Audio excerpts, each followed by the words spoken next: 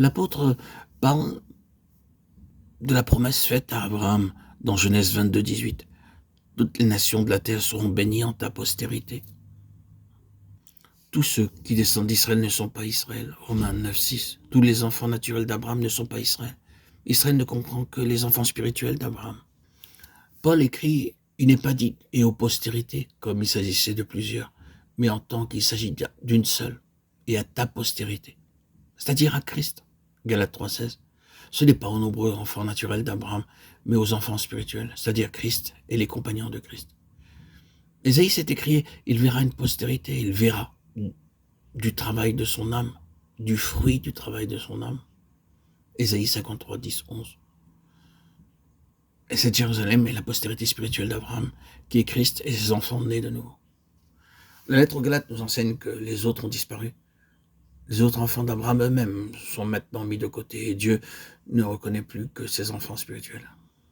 Cette pensée est reprise dans la phrase qui a gouverné toute notre méditation. C'est pourquoi, frères saints, compagnons d'une vocation céleste, nous sommes devenus compagnons de Christ. Si nous tenons ferme jusqu'à la fin, notre assurance première.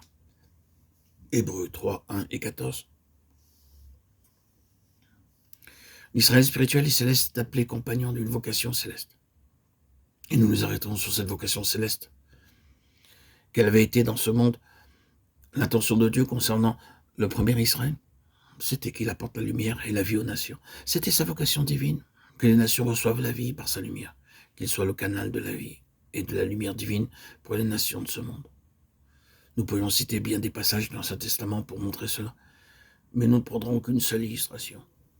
Remarquons que tous les fils étaient alors concentrés sur un seul fils. Naturellement, lorsque nous parlons d'Israël, maintenant nous pensons à Jacob. Ce fils était Joseph. Sans lui, toute la nation aurait péri, et non seulement les fils et les familles de Jacob, mais toute l'Égypte aussi. En un sens, tous auraient péri. Les voies étranges et souveraines de Dieu à l'égard de Joseph l'amenèrent par la mort et la résurrection au trône. Ensuite, ses frères descendirent en Égypte, et il se fit connaître à eux. Ils se courbèrent devant lui, dans une haute honte profonde, s'humilièrent et cherchèrent à s'excuser. Ils étaient de pauvres hommes malheureux et misérables. Mais que dit Joseph?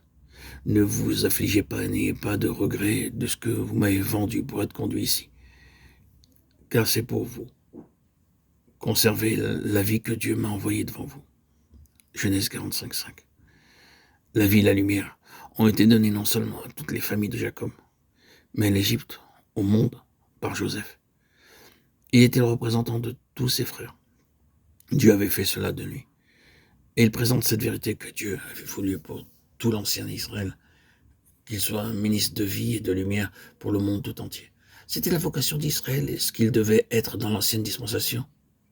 Les Israélites étaient ici-bas, dans le monde de Dieu, juste au cœur des nations, dans une position d'ascendance, afin d'apporter la vie et la lumière aux nations.